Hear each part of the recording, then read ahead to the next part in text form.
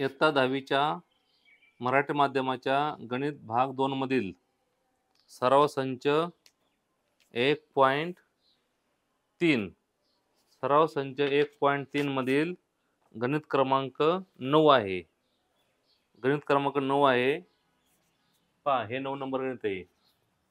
तर प्रश्न काय बघा, आकृतीत त्रिकोण ABC मध्ये बाजू BC वर, ही त्रिकोणाची जी बाजू BC आहे त्यावर D बिंदू असा आहे की BAC, नीट पहा, कोण BAC, हा कोण BAC बरोबर कोण ADC, म्हणजे हा कोण आणि हा कोण एकरूप आहे. तर सिद्ध करा म्हणले CA वर्ग बरोबर CB गुणिले CD. तर आधी काय करायचं, आपण पक्ष लिहून घ्यायचं. पक्ष म्हणजे काय, आकृतीमधली माहिती लिहायची थोडक्यात. मग असं म्हणायचं, त्रिकोण ABC मध्ये, पक्ष म्हणजे आकृतीतली माहिती, त्रिकोण ABC मध्ये बाजू BC वर D बिंदू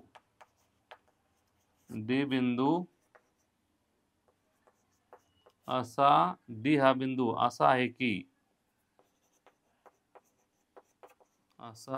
की कोण BAC बरोबर कोण ADC, एवढं पक्ष आलं. आणि आपल्याला सिद्ध काय करायचंय की CA वर्ग बरोबर, त्याला म्हणजे साध्य म्हणजे जे सिद्ध करायचं आहे ते CA चा वर्ग बरोबर CB गुणिले CD. म्हणजे आकृतीमधली माहिती आहे त्याचे दोन तुकडे करायचे. कोणते, पक्ष आणि साध्य. पक्ष म्हणजे दिलेली माहिती, साध्य म्हणजे जे सिद्ध करायचं आहे ते. तिसरा मुद्दा आहे सिद्धता. पाहता हे आपल्याला कसं सिद्ध करायचं, पाहता नीट. आपल्याला आकृतीत जी माहिती दिलेली आहे, जी पक्ष मधली माहिती आहे तिचाच वापर करायचा असतो आणि ते सिद्ध करायचं असतं. त्रिकोण ABC मध्ये बाजू BC वर D हा बिंदू असा आहे की कोण BAC, पहा हा कोण BAC आणि कोण ADC एकरूप आहेत. म्हणजे हा इकडचा त्रिकोण, पहा हा इकडला त्रिकोण आणि हा मोठा त्रिकोण, मुख्य मोठा त्रिकोण BAC, यांच्यामध्ये एक कोण त्याने आपल्याला एकरूप दिला आहे. मग आपण ओळखायचं, त्याने एक कोण एकरूप दिला आहे आणि हा लहान कोण आहे ना, तो मोठ्या त्रिकोणाचा पण आहे, छोट्याचा पण आहे, सामायिक आहे. मग दोन कोण एकरूप आहेत याच्या आधारे आपण ते दोन त्रिकोण समरूप दाखवू शकतो. म्हणजे असं म्हणायचं का, असं म्हणायचं कोण BAC, कोणता कोण BAC बरोबर कोणता कोण दिलाय BAC ला कोण आहे ADC. ह्याचं कारण काय आहे, पक्ष त्याने आपल्याला कोण दिलेला आहे, कोण BAC आणि कोण BAC आणि कोण ADC, हा कोण एकरूप आहे, दिले त्याने पक्ष. आता पहा बरे, ह्या त्रिकोणामध्ये आणि मोठ्या त्रिकोणामध्ये बघा दोन कोणते एकरूप आले, कोणता BAC आणि ADC. मग आता आपण हा कोण बघा, कोण ACB, कोण ACB बरोबर कोण, पहा ACB, याला कोणता होणार, ACD होणार. ACD तोच कोण आहे, त्याला म्हणायचं सामायिक कोण. काय म्हणायचं, सामायिक कोण. ह्याला म्हणू पक्ष विधान नंबर 1, ह्याला म्हणू विधान नंबर 2. पहा, कोण BAC म्हणजे हा मोठा कोण आणि लहान कोण कोणता आहे, लहान त्रिकोणाचा कोण ADC, दोघे एकरूप आहेत. C कोण सामायिक आहे. मग डायरेक्ट आपण लिहू शकतो 1 व 2 वरून त्रिकोण. पहिल्या त्रिकोणाचं नाव कसं लिहा, पहिल्या त्रिकोणाचं नाव काय लिहा, मोठा त्रिकोण बघा, ABC म्हणा, BAC म्हणा, ACB म्हणा, कसा म्हणा, त्रिकोण आपण म्हणू ABC, समरूप त्रिकोण ABC.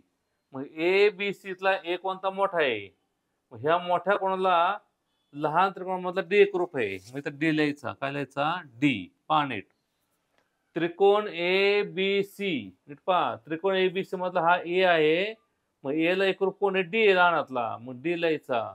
कोण ADC ला D आहे, मग इथं D आला. आता बी याचा उरलेला बी आहे मोठ्यातला, याचा उरलेला ए आहे, तो ए लिहायचा, कारण शेवटी सी सामायिक आहे, शेवट सी ला सी येणार. पहा शेवटी सी ला सी येणार, त्यांच्या अनुक्रमे कोण एकरूप पाहिजेत बघा, याला एक रूप आला आणि सी ला सी एक रूप आला. आता मधला बी आहे, मोठ्यातला बी वरला, लहानातला कोण वरला आहे, ए वरला आहे, मग इथं मध्ये ए लिहायचं आणि कसोटी लिहायची कसोटी. काय म्हणायचं, कसोटी म्हणायचं. म्हणून आता पुढे आपल्याला माहिती आहे, जेव्हा दोन त्रिकोण समरूप असतात तेव्हा त्यांच्या संगत बाजू प्रमाणात असतात. कशा असतात, प्रमाणात. मग आपण असं लिहायचं ए बी छेद एडी, एडी म्हणा डी ए म्हणा, बरोबर बी सी छेद ए सी, ए सी म्हणा सी ए म्हणा, बरोबर ए सी छेद डी सी. पहा ए बी छेद डी ए किंवा ए डी, बी सी छेद ए सी आणि ए सी छेद डी सी. आता काय करायचं माहितीये का, त्यांना ज्या बाजू हव्यात त्या असल्याच्या फक्त सी ए, सी ए म्हणजे ए सी हे आपल्या हवी आहे, सी बी, सी बी हे हवी आहे, सी बी म्हणजे बी सी, सी डी म्हणजे डी सी हवी आहे, हे लिहायचे आपल्याला, ए सी डबल हवी आहे, हे लिहायची नाही, त्याची आपल्याला गरज नाही, तर त्याने फक्त त्या चार बाजू आहेत. मग असं लिहायचं बी सी छेद ए सी बरोबर ए सी छेद डी सी. तिरपा गुणाकार ए सी गुणिले ए सी काय होणार आहे, ए सी चा वर्ग होणार. तिरकस गुणाकार ए सी चा वर्ग बरोबर बी सी गुणिले डी सी. आता काय पाहिजे, सी ए पाहिजे, ए सी काय सी ए काय एकच, मग इथं आलं सी ए चा वर्ग. ज्यावेळेस आपण बाजूच्या वर वर्ग मांडतो ना, तो संपूर्ण त्या बाजूचा वर्ग असतो, हा सी चा वर्ग नाही. असं माझं नाही, तर ए चा वर्ग वेगळा सी चा वर्ग वेगळा असं नाही, तो संपूर्ण बाजूचा वर्ग आहे. त्यामुळे ए सी चा वर्ग म्हटलं काय, सी ए चा वर्ग म्हटलं काय. मग इतर गणितामध्ये तसं नसतं. इतर गणितामध्ये कसं असतं, समजा हे बीजगणित असतं तर ए सी वर्ग वेगळा सी ए वर्ग वेगळा, पण इथं नाही, इथं बाजू ए सी सेमच आहे. पहिले ते काय करायचे, जुन्या काळामध्ये कंस मांडायचे, त्यांनी कंस मांडत त्याने प्रथा बंद करून टाकली, पहिले कंस होते संपूर्ण. पहा C A B C, B C त्यांना सी बी पाहिजे, बी सी काय सी बी काय एकच, सी डी काय डी सी काय एकच, त्यामुळे सी डी आलं. मग हे आपलं शेवटचं साध्य झालं.